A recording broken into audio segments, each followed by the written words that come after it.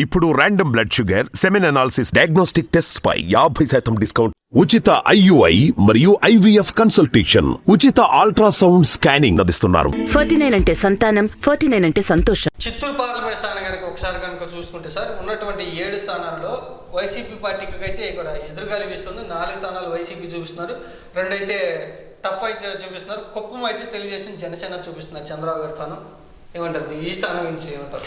కుప్పం ఎలాగో టీడీపీ నుంచి పోదు అనేది అందరికీ తెలిసినటువంటి అంశం. సో చంద్రబాబు గారు కుప్పంలో ఓడిపోవడం అనేది అతి కష్టమే కాదు.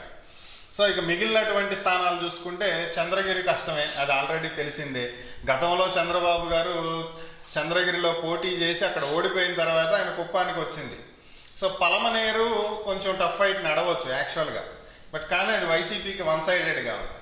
నెక్స్ట్ పూతలపట్టు, చిత్తూరు, ఈ 2 కూడా గతంలో టీడీపీ కొన్నాళ్ళు హవా చూపించిన ప్రాంతాలు, అందుకే ఇక్కడ టఫ్ ఫైట్ నడుస్తుంది.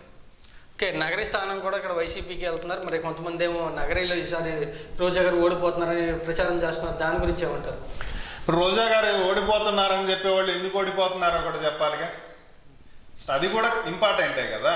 సో ఇప్పుడు ఆ మినిస్టరు గతంలో మినిస్ట్రీ రాలేదు, ఏఐసిసి చైర్మన్గా ఉన్నారు. సో అప్పుడు కూడా ఆయన ఏపీఐఐసి చైర్మన్గా ఉన్నారు, Andhra Pradesh industrial infrastructure corporation. So అప్పుడు బాగానే చేశారు కంపెనీస్ వాటికి సంబంధించి. నెక్స్ట్ ఇప్పుడు టూరిజం మినిస్టర్గా ఉన్నారు, దానికి సంబంధించినవి కూడా బెటర్గానే చేస్తూ ఉన్నారు. మరి ఎందుకు ఓడిపోతున్నారు అనేది తెలియాలిగా. మీరు చూస్తే 2014-19 మధ్యలో టీడీపీ అన్నా క్యాంటీన్లు రన్ చేసింది గుర్తుందా? ఆ టైంలో రోజా గారు సొంత డబ్బులతోటి అక్కడ రాజన్న క్యాంటీన్లు రన్ చేసిన సందర్భాలు కూడా ఉన్నాయి. మరి అలాంటి ప్రాంతం నుంచి ఆమె ఓడిపోతున్నారు అంటే దానికి రీజన్ కూడా చెప్పాలి.